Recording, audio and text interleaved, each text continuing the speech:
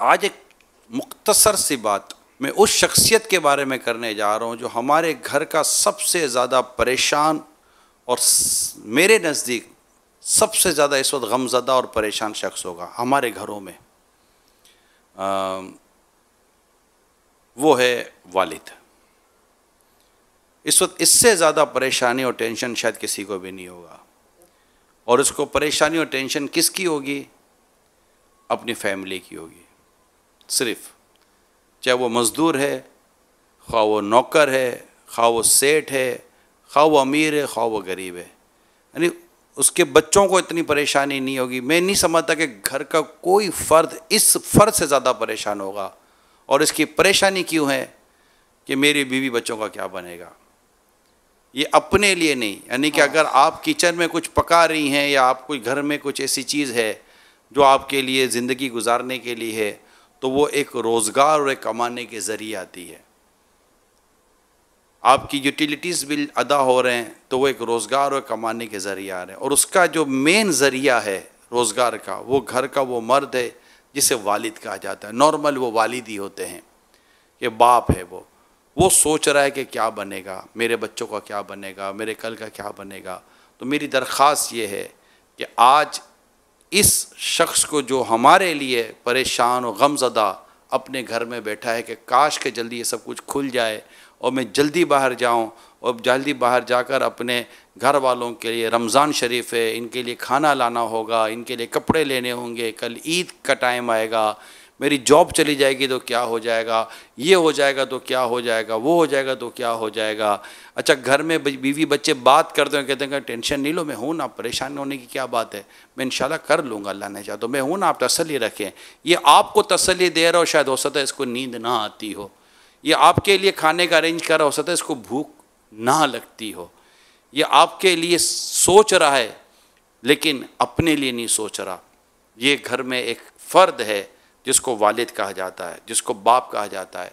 मेरी आपसे रिक्वेस्ट ये है कि घर के इस अहम तरीन, रिस्पॉन्सिबल और सेंसिबल पर्सनैलिटी को आइए हम सब मिलकर कहें जज़ाकल्लाह, थैंक्स कि आप हमारे लिए पेन लेते हो। Your pain our gain. आप दर्द लेते हो, आप गाड़ी के नीचे सोते हो, आप लोहे की भट्टी पे जाते हो, आप तंदूर की रोटियां लगाते हो, आप वर्कशॉप में जाते हो, आप दिन रात धूप में दौड़ते हो, आप एक बस से दूसरी बस से तीसरी बस बदलते हो, आप अपने सेठों की झड़क सुनते हो। ये टेंशन जो आपको है कि जॉब चली जाएगी तो मेरा क्या बनेगा, अगर आपको सिर्फ अपनी पॉकेट मनी की वालिद को फ़िक्र होती तो उसके लिए कोई इतना ज़्यादा ख़र्चा नहीं है, लेकिन उसको घर के यूटिलिटीज़ देने हैं, एसी वाला घर है तो एसी के बिल देने हैं। हम औलाद एसी चलाकर ठंडक में सोते हैं मगर इसके बिल की गर्मी बाप बर्दाश्त कर रहा होता है।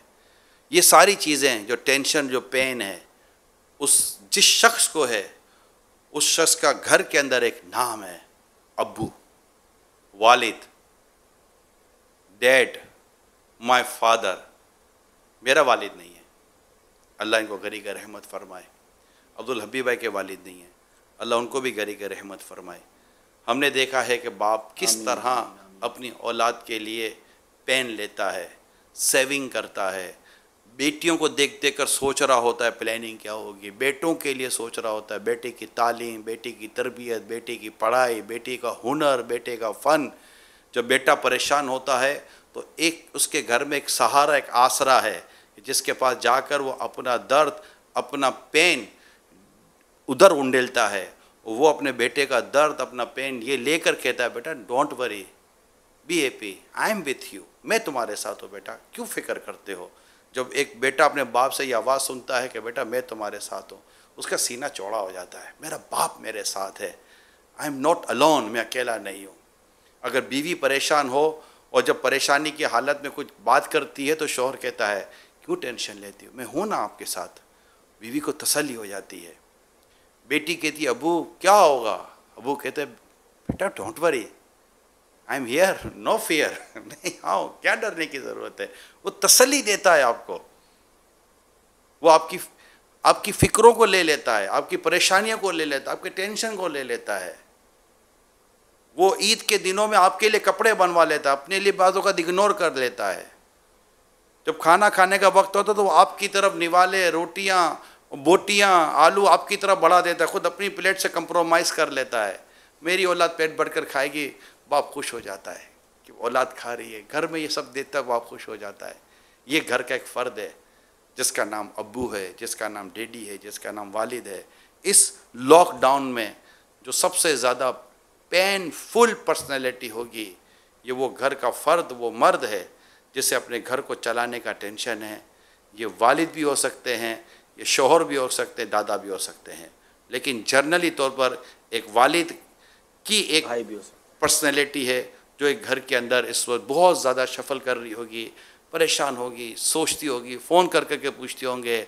मतलब औरतों को किसी और काम से निकलना होगा, बच्चों को तफरी करने निकलना होगा, किसी को पढ़ाई करने निकलना होगा, किसी को किस काम के लिए निकलना होगा, मगर इस मर्द को आपके लिए निकलना होगा, अपने घर के लिए निकलना होगा, अपनी फैमिली के लिए निकलना होगा कि मैं निकलूँगा, मैं जाऊँगा, मैं धूप में जलूँगा तो इनको साया मिलेगा। वालिद उस दरख्त की तरह है, उस तनावर, उस तवील पत्तों वाले दरख्त की तरह है जो अपने ऊपर धूप लेता है लेकिन अपने नीचे फैमिली को साया दे देता है। तो आज आइए मिलकर अपने इस वालिद को थैंक यू कह लें। अबू थैंक यू, अबू जज़ाकल्लाह खैरा, अल्लाह आपको जज़ा खैर अता फ़रमाए। इंशाअल्लाह आप हमारे लिए आज कोशिशें कर रहे हैं, लेकिन हम आपको तन्हा नहीं छोड़ेंगे, हम भी आपके साथ हर वक्त हर घड़ी परेशानी में खड़े रहेंगे। अबू you are with us and अल्हम्दुलिल्लाह वी आर विथ यू। हम आपके साथ हैं, आप हमारे साथ हैं, वी आर वन फैमिली।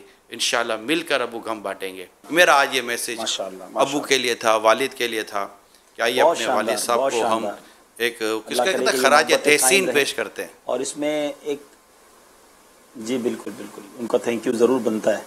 और इसमें एक और मेरी अर्ज़ थी कि जैसे जो फरमाइशी प्रोग्राम हैं या थोड़े पर कनात का मामला नहीं है, तो वही वाली बात है ना, वालिद को जब कहते हैं ना तो वो बेचारा बाज़ औक़ात कहता भी है कि बच्चों को मैं अच्छा नहीं खिला पा रहा। तो इन दिनों कम से कम बच्चों के लिए भी ये मैसेज होना चाहिए, फैमिली के लिए भी मैसेज होना चाहिए कि इस परेशानी के आलम में खुद भी कनात और फरमाइश वाले मामला थोड़े कम कर 6 मंथ 6 महीने के लिए अपनी तमाम तर ख्वाहिशों और फरमाइशों पर पर्दा डाल दीजिए, सब्र का पर्दा डाल दीजिए और मतलब कि कंप्रोमाइज़ का पर्दा। 6 महीने तक टोटली अपनी फैमिली से ख्वाहिशात का, फरमाइशों का, इस तरह की किसी भी चीज़ का आप मुतालबा ना रखें, क्योंकि जो इस वक्त माशी और कमर्शियल सिचुएशन है, जब ये लॉकडाउन खुलेगा उसके बाद चीज़ों को सेटल होने में टाइम लगेगा।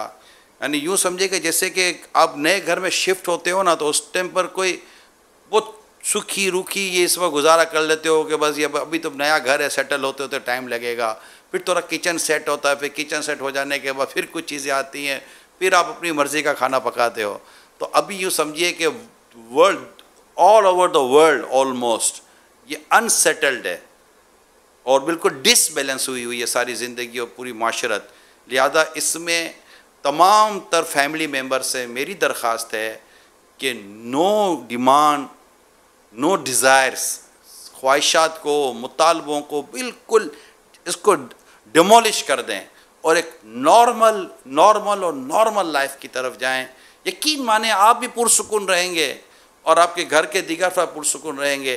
और अगर ये नॉर्मल ज़िंदगी की आपको आदत पड़ गई, यकीन मानो पूरी ज़िंदगी पुरसुकून हो जाएगी इंशाअल्लाह अज़्ज़ व जल।